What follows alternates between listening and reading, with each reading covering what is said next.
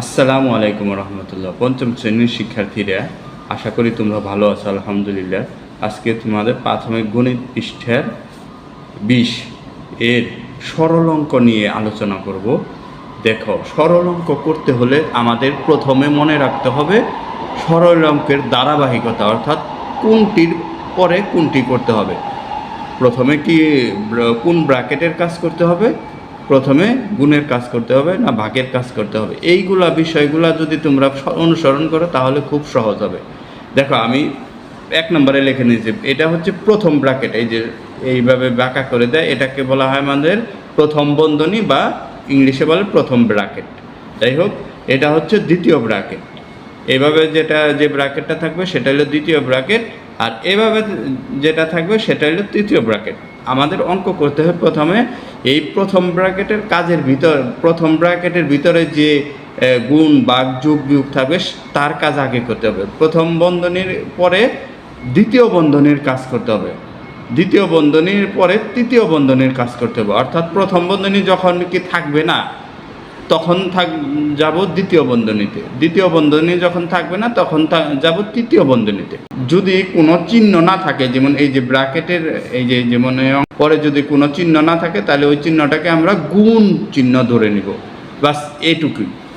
আর 2 নম্বর পয়েন্টটা হলো যে প্রথমে গুণ বা ভাগের যেটি বাম পাশে থাকবে সেটির কাজ আগে করে তারপর যোগ বিয়োগের কাজ করি। তার মানে কি, প্রথমে বাম পাশ থেকে শুরু করতে হবে। বাম পাশে গুণ থাকলে গুণ, বাম পাশে ভাগ থাকলে ভাগ। প্রথমে গুণ ও ভাগের যেটি বাম পাশে থাকবে সেটির কাজ আগে করতে হবে, তারপর যোগ ও বিয়োগের কাজ একই নিয়ম। মন থাকবে? এবার আমরা শুরু করি। দেখো, 2 নম্বরটা আছে যে অঙ্কটা আমি তুলে নিয়েছি, তোমরা এভাবে তুলে নেবে। তুলে নেওয়ার পরে তারপরে কি আমরা শর্তকে প্রথমে প্রথম ব্র্যাকেটের কাজ করতে হবে। প্রথম ব্র্যাকেট এই লাইনটার মধ্যে কোনটা? এই যে একটি মাত্র প্রথম ব্র্যাকেট, এই যে এই পাশে একটি মাত্র প্রথম ব্র্যাকেট। এই প্রথম ব্র্যাকেটের ভিতরে কি আছে? 7। তার মানে এই 12 বিয়োগ 7টা আমাদের লিখতে হবে। তাহলে অঙ্ক এভাবে তুলে তারপরে সমান সমান দেব। সমান সমান দেওয়ার পরে এই যে যা আছে তাই লিখবো। 7 যোগ, এটা হলে তৃতীয় ব্র্যাকেট, তৃতীয় ব্র্যাকেট আমরা দেব। তারপরে দ্বিতীয় ব্র্যাকেট দেব। তারপরে 45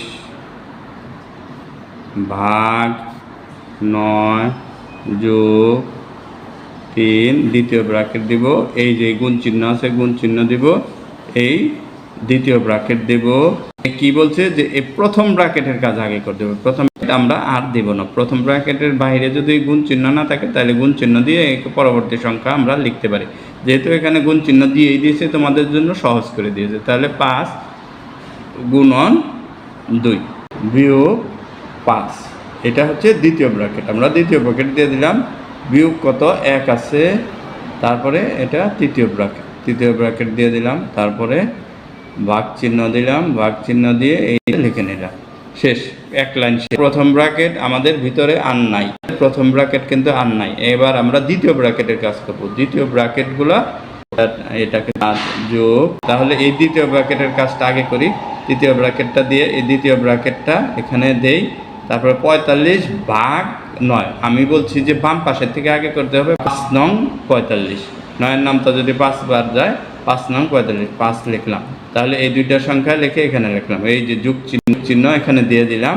তারপরে তৃতীয় গুণ চিহ্ন আছে, গুণ চিহ্ন দিলাম। এই দ্বিতীয় ব্র্যাকেট, এই দ্বিতীয় ব্র্যাকেট তাহলে 10 হয়। 10 বিয়োগ 5, এখনো উঠাতে পারিনি কারণ ভিতরে দুটো সংখ্যা। এবার বিয়োগ 1 দিলাম, এটা দিলাম, এখানে ভাগ দিলাম, 13 দিলাম আছে তাই দেব। যোগ চিহ্ন দিব, এই তৃতীয় ব্র্যাকেটটা এখানে বসিয়ে দেব। এবার দ্বিতীয় ব্র্যাকেটের ভিতরে আছে হলো 5 যোগ 3। তো দ্বিতীয় ব্র্যাকেটের ভিতরে একটি মাত্র সংখ্যা হয়েছে, তাহলে আমরা আর এখানে দ্বিতীয় ব্র্যাকেটটা দিব না। দ্বিতীয় দিয়ে আমরা গুণ চিহ্ন দিব, কিন্তু আমাদের গুণ চিহ্ন আগে দিয়ে দেওয়া হয়েছে, কাজেই আমরা গুণ চিহ্ন দিয়ে দিলাম। এই দ্বিতীয় ব্র্যাকেটের ভিতরে আছে 10 বিয়োগ 5, তাহলে 5 লিখলাম। 5 এখানে বিয়োগ 1 ব্র্যাকেট আমরা এখানে দিয়ে দিলাম, এই দিব। তারপরে 13, বুঝতে পেরেছ? এখানে যা আছে এটাই লিখলাম। এই যে দ্বিতীয় ব্র্যাকেটের ভিতরে 5 যোগ 3 আছে না, 5 যোগ 3 8 লিখলাম। এখন 5 যোগ 3, এখানে কি দ্বিতীয় ব্র্যাকেট আমরা দিব না সংখ্যা, আর এই গুণ চিহ্নটা দেওয়া আছে দেখে আমরা গুণ চিহ্নটা দিয়ে দিলাম। আর গুণ চিহ্ন না দেওয়া থাকলে আমরা গুণ চিহ্ন দিয়ে দিব। আর যদি গুণ চিহ্নের জায়গায় অন্য চিহ্ন থাকে তাহলে সেই চিহ্নটাই দিব। তারপরে এই দ্বিতীয় ব্র্যাকেটের ভিতরে 10 বিয়োগ 5 আছে, তাহলে 10 বিয়োগ 5 হইলে 5ই হয় 5। তাহলে এই ব্র্যাকেট আর এখন আর দেবো না, ব্র্যাকেট তুলে দিয়ে এই যে কোনো চিহ্ন আছে অবশ্যই বিয়োগ 1 চিহ্ন আছে দেখে বিয়োগ 1 চিহ্ন দিলাম। যদি এইখানে চিহ্ন না থাকে এখন আমাদের যা আছে তাই বিয়োগ 1। আমরা কোনটা কাজ করবো আমরা শর্ত ওইখানে লিখে দিয়েছি, কিন্তু বাম পাশের থেকে আগে করতে হবে। বাম পাশে কি আছে যে গুণন চিহ্ন, তাহলে কি বাম পাশে যেহেতু গুণভাগ কাজ আছে তাহলে গুণভাগের কাজ আগে করি। 8 গুণন 5 কত 40, এই বিয়োগ 1 এই ভাগ। এখনো আমাদের কাজ শেষ হয় নাই। শেষ হয় নাই কেন শেষ হয় নাই? কারণ এখানে ভিতরে দুটো সংখ্যা আছে। এবার আবার সমান সমান দিলাম, 7 দিলাম, যোগ দিলাম তৃতীয় ব্র্যাকেটের ভিতরে 40 বিয়োগ 1 কত হয় 39। 39 এখানে কি তৃতীয় ব্র্যাকেট দিব? না, দিব না, কারণ যদি কোনো চিহ্ন না থাকে তাহলে গুণ চিহ্ন, যেহেতু ভাগ 13 আমরা দিয়ে দেব। শেষ।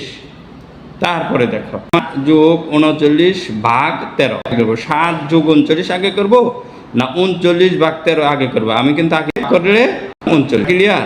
তারপরে 7 যোগ 3 আমরা সহজে 10 লিখে দিলাম। উত্তর হবে কত? খুব সহজ না? শুধু নিয়মটা ফলো করবে।